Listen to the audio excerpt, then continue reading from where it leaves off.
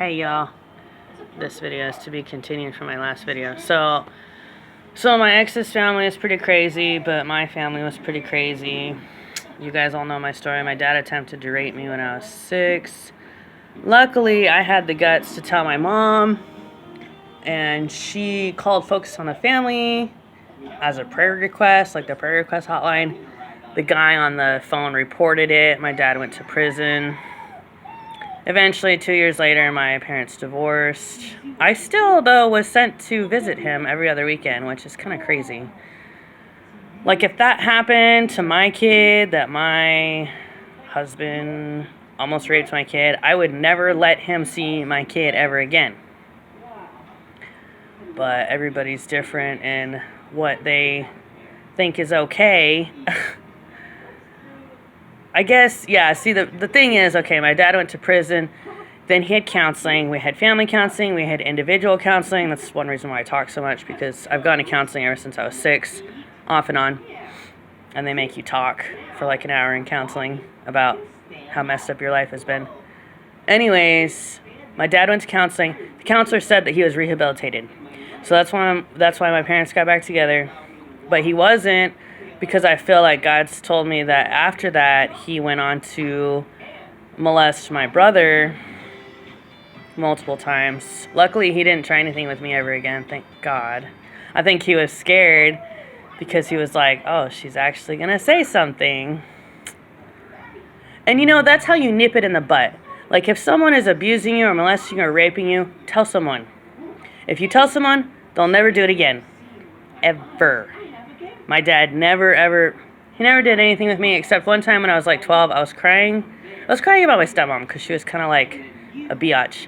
So I was crying and hugging him, and he kissed me on the neck, and I pulled away, and I was like, no, that's not okay. I was like, I know that that's something that boyfriends do to their girlfriends, because by then I had a boyfriend. Anyway, so I guess he tried something again, but for the most part, he didn't. And that's how you nip it in the butt. You have to tell someone. If anybody molests you, abuses you, rapes you, beats you, tell someone. Tell one person, and they'll never do it again, most likely. Yeah, and try to not live with that person ever again. If you live with them, you're an open target. You live with them, they probably think that you want them to rape you or molest you or beat you. Because if they do it once, and you let it happen, and you keep letting it happen, then obviously you're sending the message that you want that. So that's weird. But a lot of people are in situations like that. You know, there's a lot of women who get beat, and they stay with the guy. I had a coworker like that. And she would come in like every day with some new injury and talk about it. But she said to me, she's like, well, I can really beat the crap out of him too. And I was like, okay. And then our other coworker was like, I don't feel sorry for her because she could leave, you know, she could go somewhere else.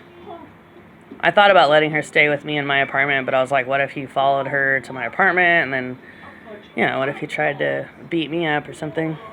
But I did kind of feel bad for not helping her. But it's so hard to know what to do in those situations. You know, if someone's getting beat or molested or abused, obviously it's ideal if you have the courage to offer them another place to live. But the problem is, if they're getting abused and beat and raped, that might happen to you if you help them and give them a new place to live, you know. Like, if stuff is happening right now to my ex, it's possible that his mom and his grandma are raping him and molesting him and beating him. But if I help him and he comes back here, then all that stuff might happen to me. So it's kind of selfish, I guess, for me to not want to help him, but it's like, I want to protect myself, you know? I mean, and he could find somewhere else to live, which he should. His grandma has like 6 houses. He could live in another house. And hopefully they'll leave him alone. You know? Hopefully they'll leave him alone. Pray for that. Pray for that. There was my ex, his mom and his grandma will leave him alone, because I think that they've abused him enough. And he needs to just live alone for a while. You know, it's a tricky situation because, yeah, if he comes over here, then they're probably going to do all that crazy stuff to me, and that's not okay. Like, I do not tolerate abuse. Like, after my dad almost raped me, I made a promise to myself. I was like, nobody is ever going to abuse me ever again.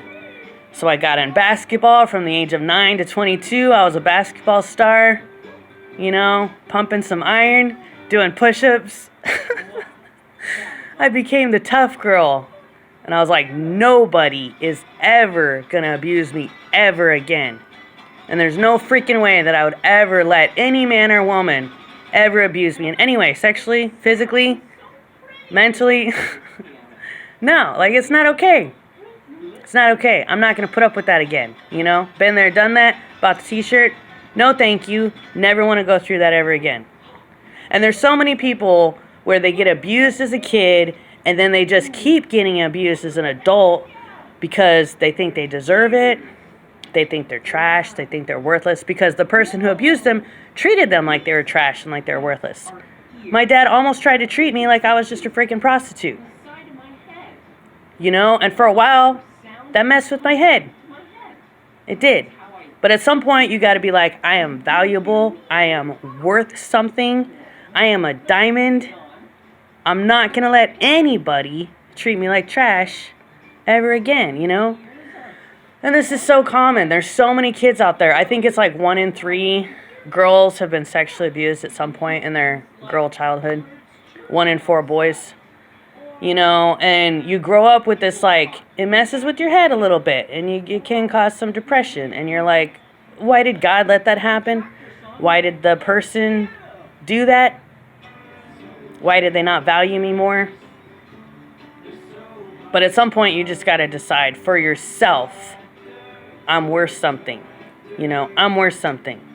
I'm not going to let someone treat me like I'm nothing.